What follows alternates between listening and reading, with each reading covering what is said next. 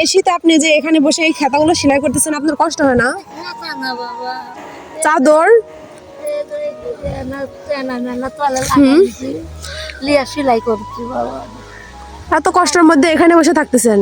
হ্যাঁ, দিনের বেলা এই মাথা টানা বসে থাকে, ভিতরে রাতের বেলা থাকে। থাকেন তাই না? আচ্ছা, আপনাদের বাসা নেই? রাতের বেলা সেই করতে হয় না। তাই না? খুব ঠান্ডা। আপনার কে কে আছে বাসায়? আমার কেউ নাই। কেউ নাই?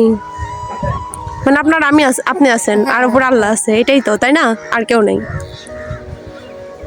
আচ্ছা, আল্লাহ, আপনারা একটু সবাই দেখেন যে এই একটা মানুষ এই যে ঠান্ডার মধ্যে এমন মানে বসে যে চাদর সেলাই করতেছে, মানে এটা খেতা না, মানে এই শীতের মধ্যে যত পরিমাণ কষ্ট ওই তো ওইটা এটা দেখা যায় না। এটা লাগাবেন না?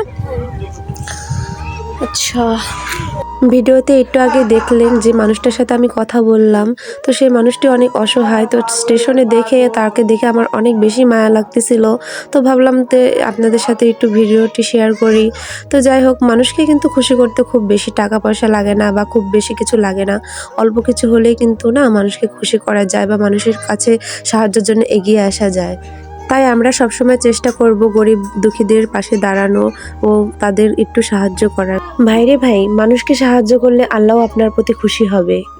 আমার ভিডিওটি যদি আপনাদের কাছে ভালো লেগে থাকে, অবশ্যই এই গরিব মানুষটির জন্য একটি লাইক, কমেন্ট, শেয়ার করে দিয়ে যাবেন।